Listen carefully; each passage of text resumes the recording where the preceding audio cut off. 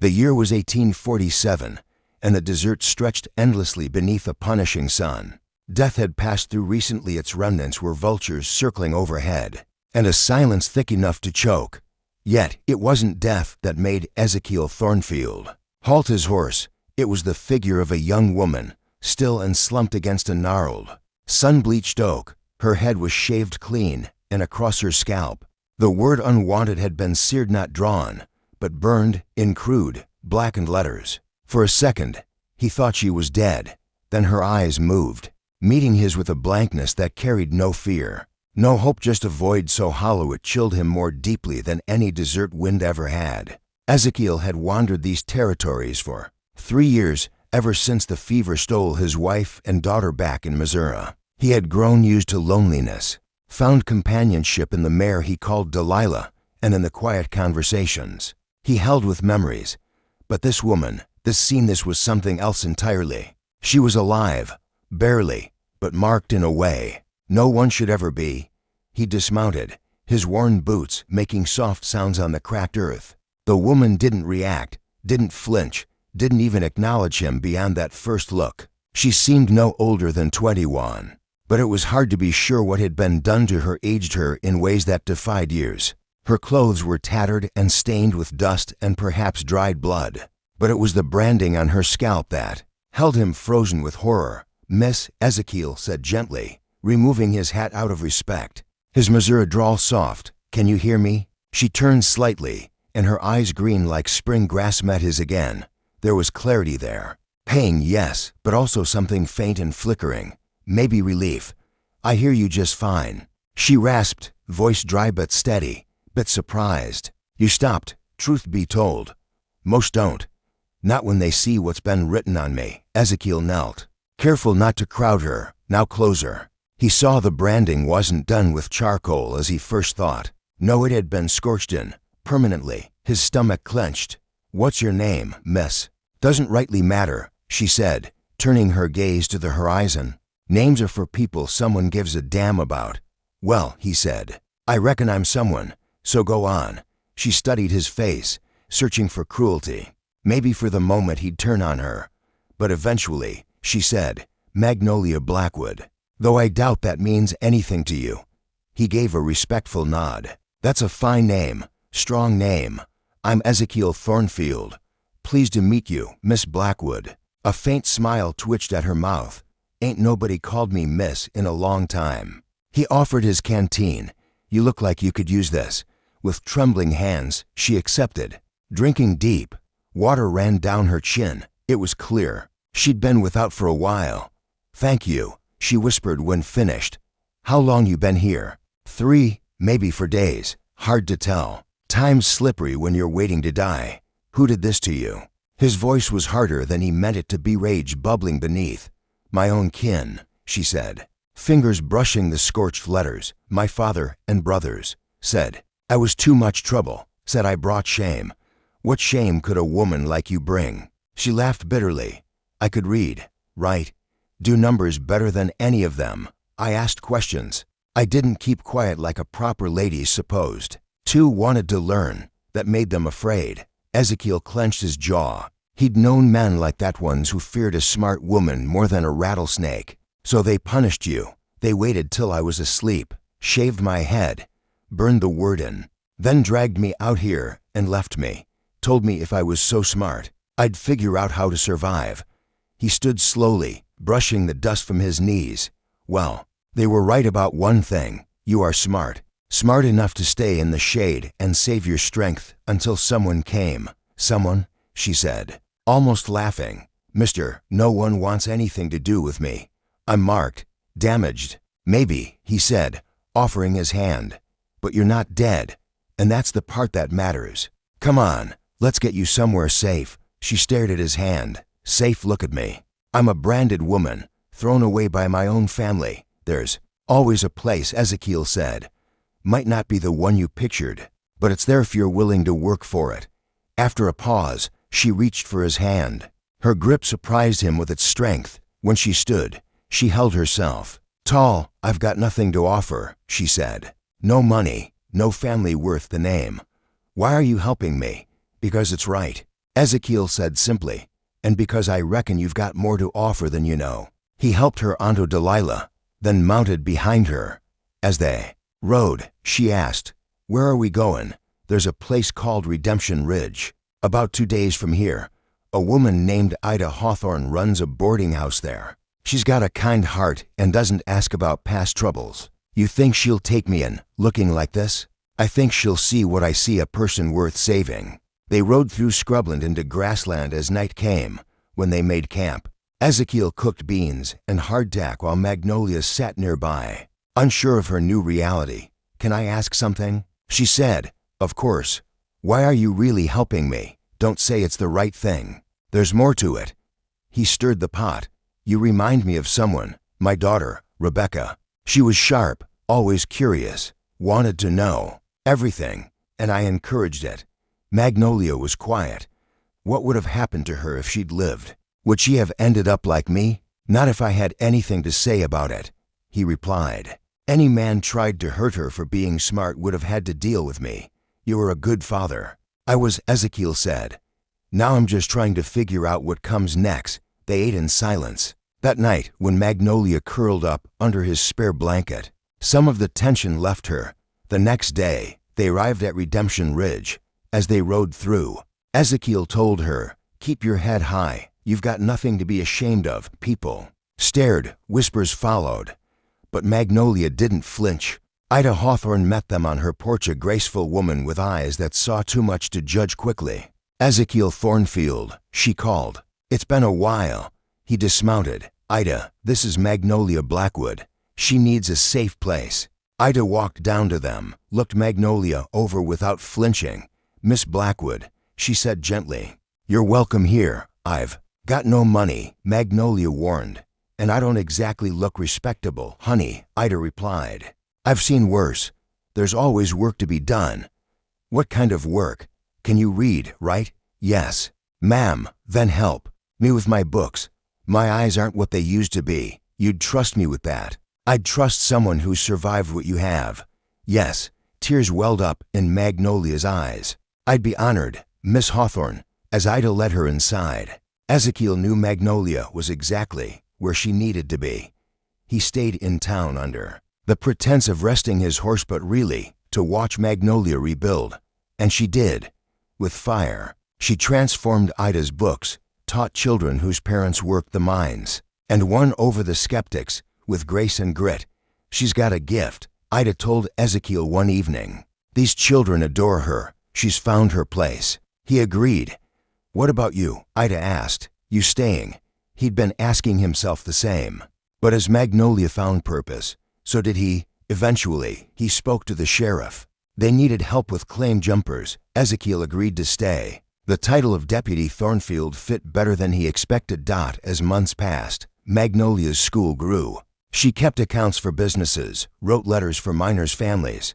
One spring evening, she approached Ezekiel. "Dr. Peterson says he might be able to lessen the scarring, not erase it, but soften it. I don't know if I want to." "That's your call," Ezekiel said. "But whatever you choose, it won't change who you are. Always know what to say." She smiled. Later, she asked, "Do you still think about your wife and daughter every day? But the grief fits different now. Not sharp, just part of me." "What changed you?" 2 weeks later, she went through with the procedure. Painful, long, but when it was over, the word on her scalp had faded, still there but no longer screaming. When she looked in the mirror, she said, "I feel like me." Finally, summer came, and with it, the town's Founders' Day celebration. Magnolia led the children's activities. Ezekiel managed security, watching her among the kids. Ezekiel felt something new, peace. "You to make a good team," Ida said. "We do," Ezekiel replied. "You ever think of making it permanent?" He smiled. "What we have, it's not romance. It's something else. Family, the best kind." Ida nodded. As dusk fell and the festival wound down, Magnolia walked with him through the quiet town. "What you did that day in the desert," she said. "You didn't just save my life.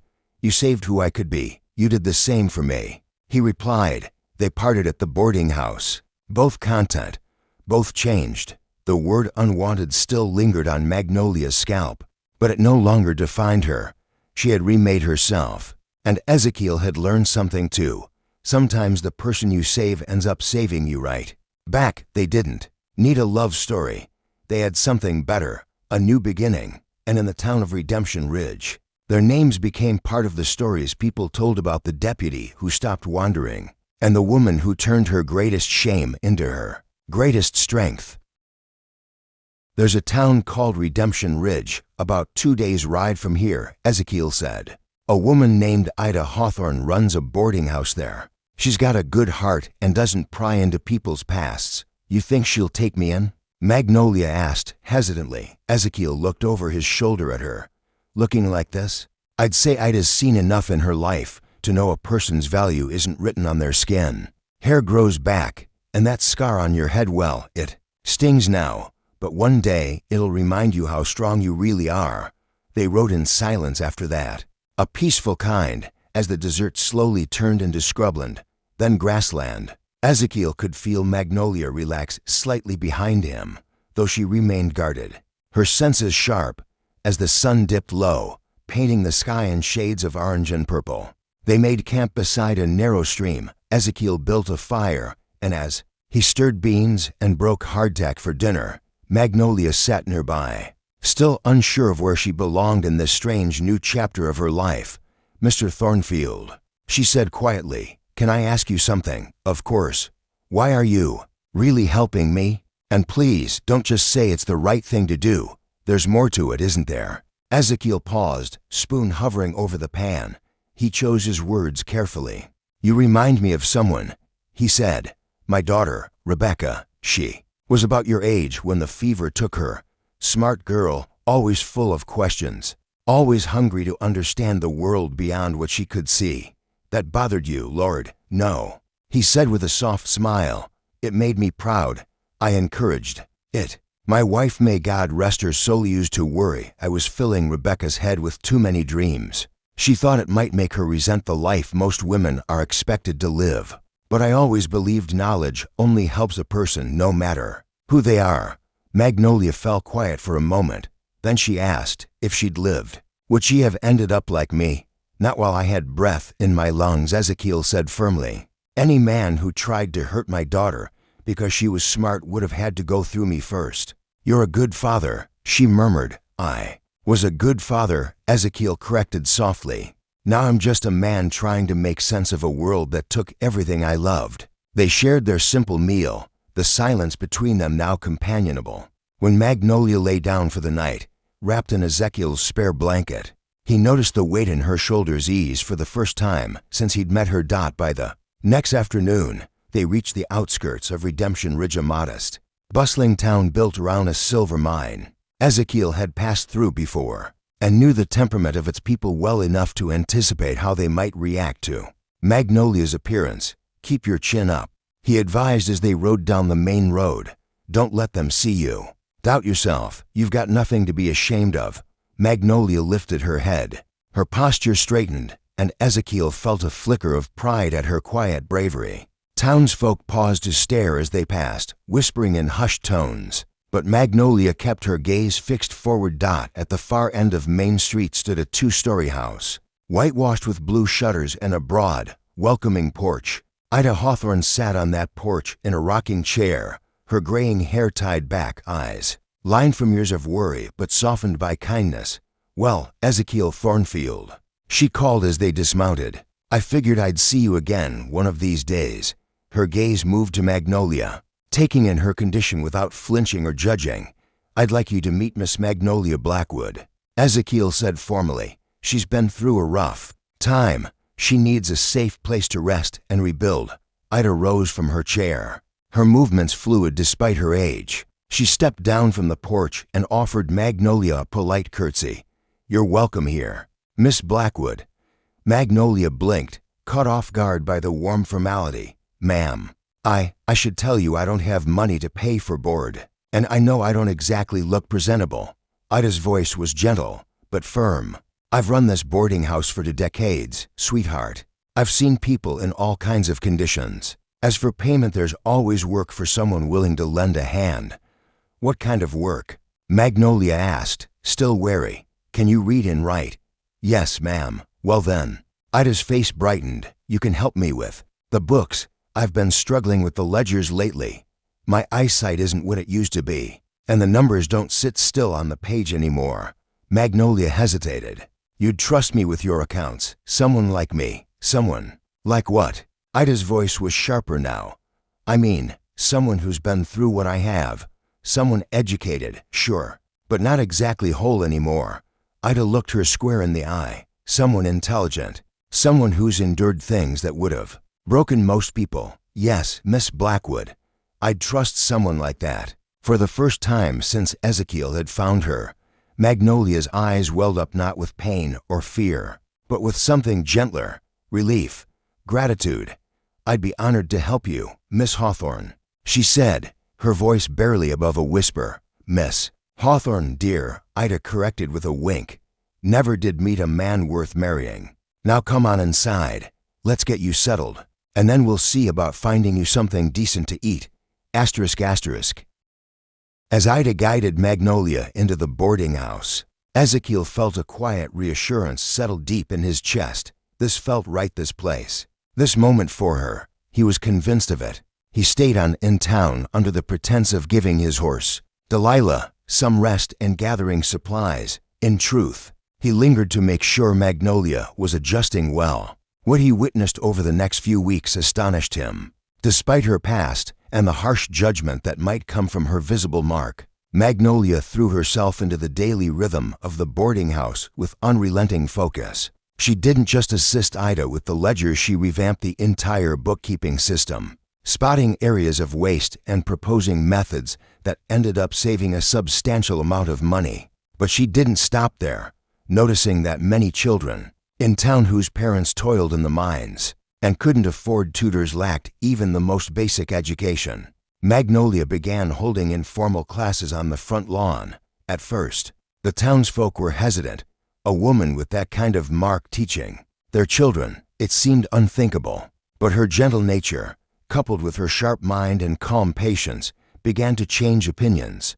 She's got a real talent, Ida told Ezekiel one evening as they watched Magnolia guide a group of children through their letters. These little ones love her, as she's teaching them more than I ever thought possible. Ezekiel nodded, his eyes on the scene before him. Magnolia was crouched next to a boy, helping him sound out syllables from a tattered primer. Her hair had begun to grow again, soft and light brown, a thin layer that partially concealed the mark on her scalp.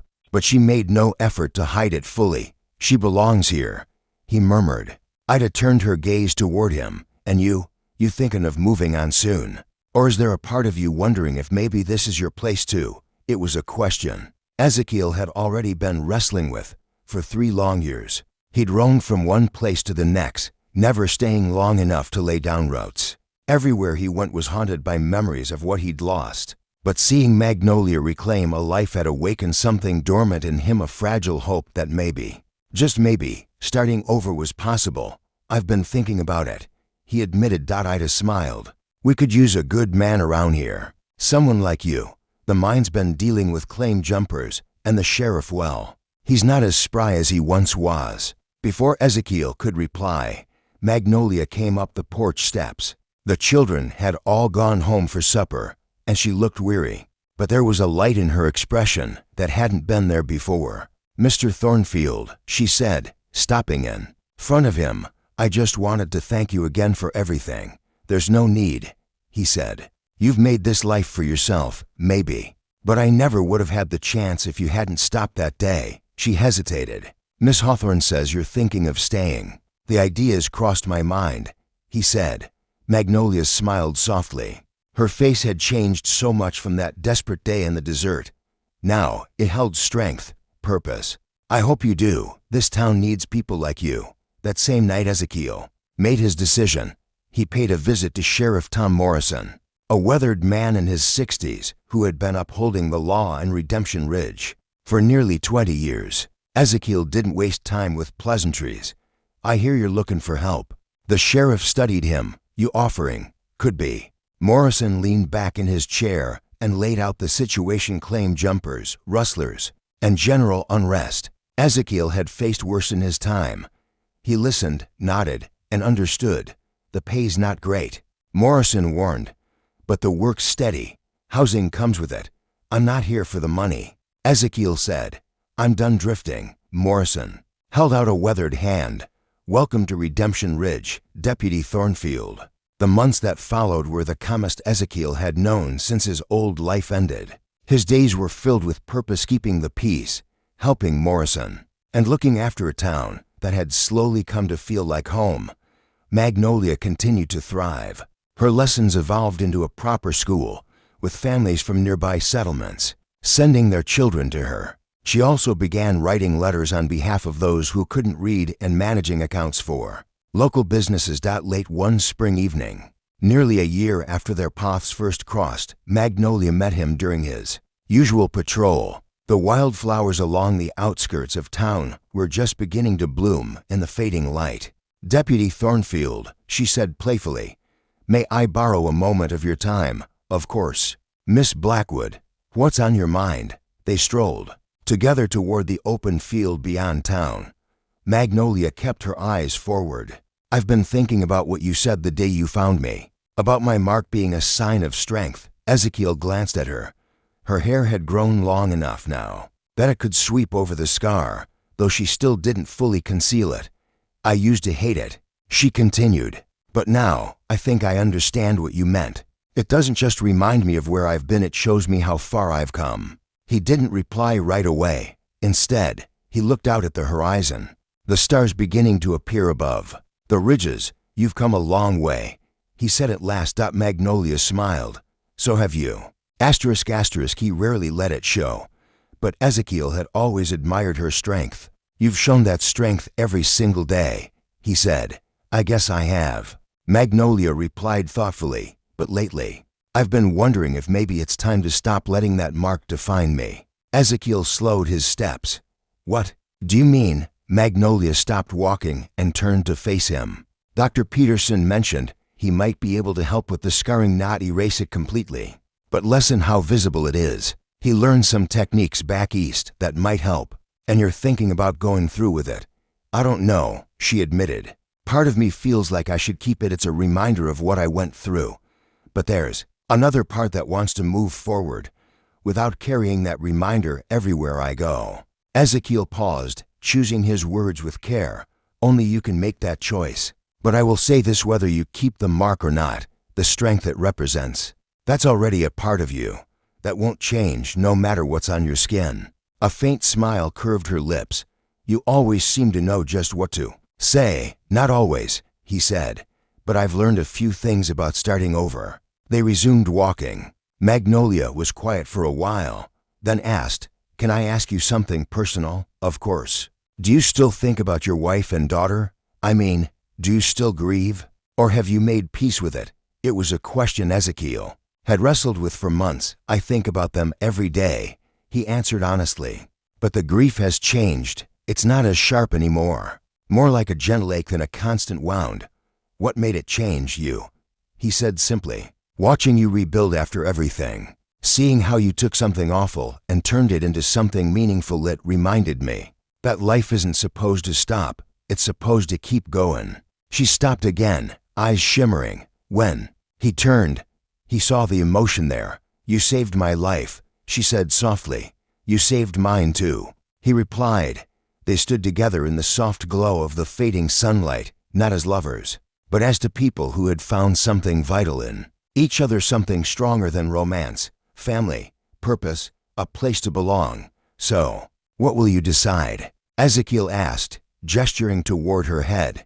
She touched the area thoughtfully. I think I'm ready to let go of some of the anger. Not all of it. It got me through when nothing else could, but maybe enough to make room for something else. Like, what? Hope, she whispered. Hope for what comes next. 2 weeks later, Dr. Peterson performed the procedure. It took hours and came with considerable pain, but when it was over, the transformation was clear. The scarring remained, but faint now. The word that once defined her, unwanted, was no longer the first thing anyone would see. As she stood before the mirror afterward, Ezekiel stood behind her. How do you feel? He asked. She stared at her reflection for a long time before replying, "Like me. For the first time in a long while, I feel like myself." When summer rolled around, the town was abuzz with preparations for the Founders' Day celebration.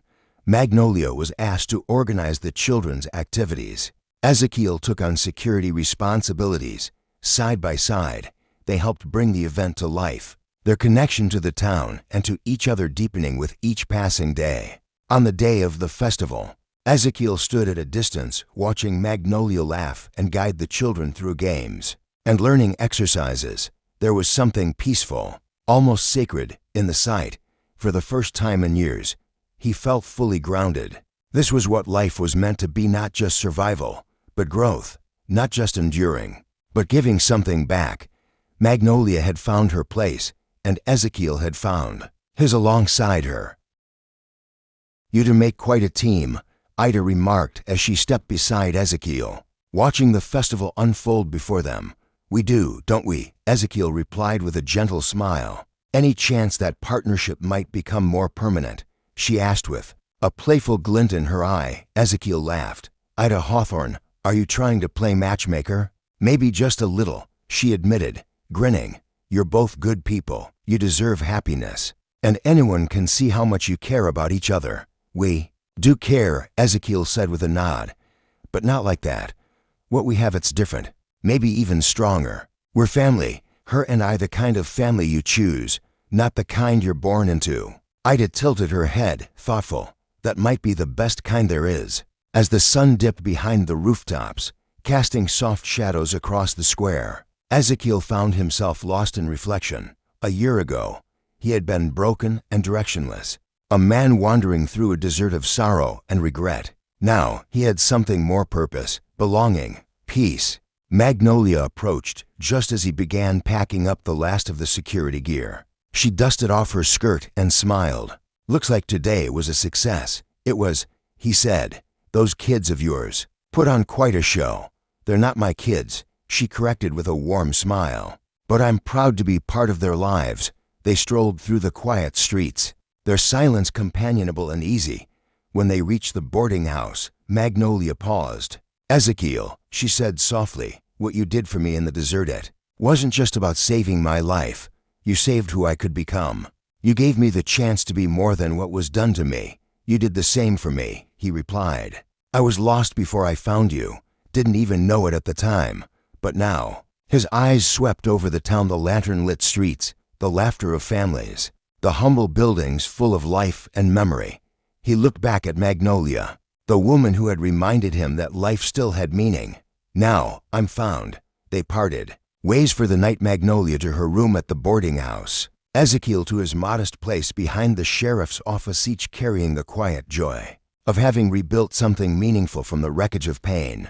Though the word unwanted still lingered faintly on Magnolia's scalp, it no longer held power. It had become not a mark of shame, but a reminder of her strength. Her life was now defined not by cruelty, but by choice, by action, and by the will to rise beyond it all. Ezekiel had come to understand that true salvation doesn't always arrive in the form of a rescuer. Sometimes it's the belief that you're still worth saving, that there's still something inside you that matters. The desert that had nearly taken everything from them had instead brought them together, to broken souls who helped each other begin again. It didn't erase their scars, but it transformed them into emblems of survival. They both learned something vital.